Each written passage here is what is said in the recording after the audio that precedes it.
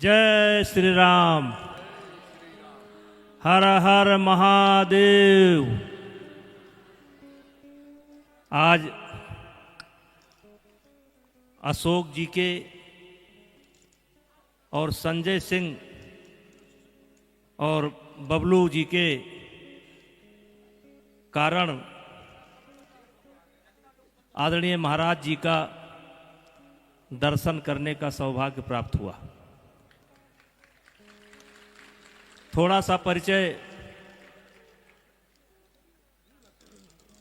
अयोध्या के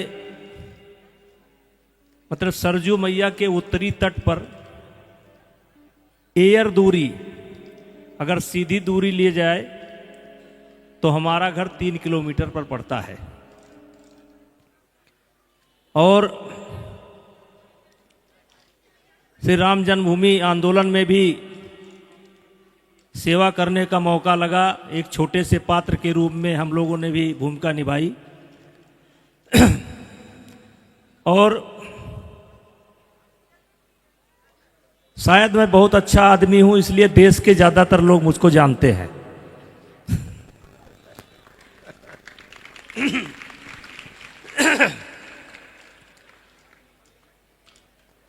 मैं इस काशी की धरती पर महाराज जी का चरण वंदन करता हूं और वैसे तो हम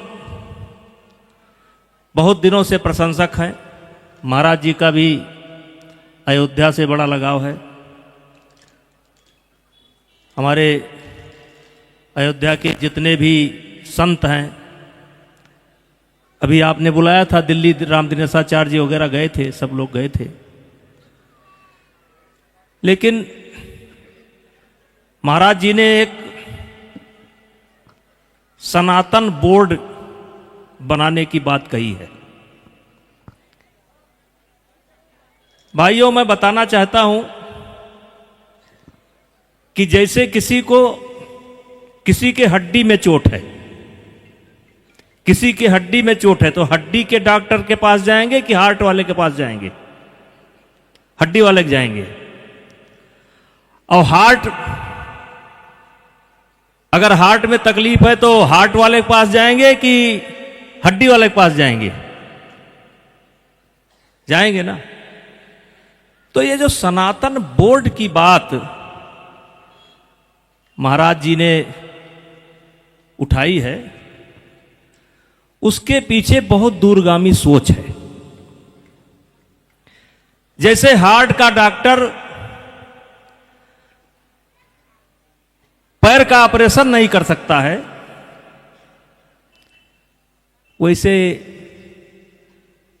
ये जो हमारे आजकल ट्रस्ट बने हैं, ट्रस्ट का अध्यक्ष कहीं का डीएम है, कहीं का एसडीएम है, तो जो हमारी परंपरा है, पूजा की पद्धत है, साउथ की कुछ अलग है, नॉर्थ की कुछ अलग है, अयोध्या की अलग है। मतलब हमारे घर में तो मोहल्ले मोहल्ले की अलग परंपरा है, बिरादरी बिरादरी की एक परंपरा है। वैसे हमारे इन मंदिरों की एक पूजा पद्धत है और पूरे देश के मंदिरों की पूजा पद्धत एक नहीं है। वहां के स्थानीय श्रद्धा के अनुसार, व्यवस्था के अनुसार ये सारी चीजें रखी गई हैं। तो महाराज जी का जो बृहद दृष्टिकोण है वो ये है कि जिस प्रकार हड्डी का डॉक्टर हार्ट का ऑपरेशन नहीं कर सकता, उसी प्रकार से जो लोग वर्तमान समय में व्यवस्था को संभाल रहे हैं वो हमारी पूजा पद्धति का निर्वाह नहीं कर सकते। बुद्धिमान हो सकते हैं, डिग्री हो सकती है, पढ़े हो सकते हैं, लेकिन पूजा पद्धति तो जो इससे जुड़े हैं, जो सनातन से जुड़े हैं, जुगों जुगों से जुड़े हैं, वही कर सकते हैं। और चूंकि इतना बड़ा महाराज जी का कद है कि उनके सामने मेरा बोलना थोड़ा अटपटा लगता है, लेकिन जैसे हम कौन हैं, हमारा इतिहास क्या है। हमारा यानी सनातन का, हिंदू धर्म का इतिहास सतयुग से शुरू होता है और 17 लाख कुछ हजार वर्ष में भी हम थे, द्वापर में भी हम थे, त्रेता में भी हम थे, द्वापर में भी हम थे और कलयुग में भी हम हैं। कुल मिलाकर के अगर देखा जाए तो 40 लाख 41 लाख वर्ष का हमारा इतिहास है। ये जो आप देख रहे हैं ये आज का इतिहास नहीं है। अन्य धर्मों की तरह 200 वर्ष, 300 वर्ष, 250 वर्ष का इतिहास नहीं है। हमारा मनु से शुरू होता है और त्रेता में राम, द्वापर में कृष्ण, हमारा बहुत लंबा इतिहास है। तो वो जो पद्धति है, पूजा पद्धति है, अलग अलग मंदिरों की, अलग अलग देवताओं की, देवी की पद्धति है, वो हमारा आज का नहीं है। ये कहीं पढ़ाया नहीं जाता है। ये पढ़ाया तो वही चीज जाता है जो जनश्रुति के आधार पर लिख दिया गया, उसको पढ़ाया जा रहा है। लेकिन ये जो परंपराएं चल रही हैं, तो इसलिए महाराज जी मैं पहले भी आपके मांग का समर्थन किया था, आज भी समर्थन करूंगा। और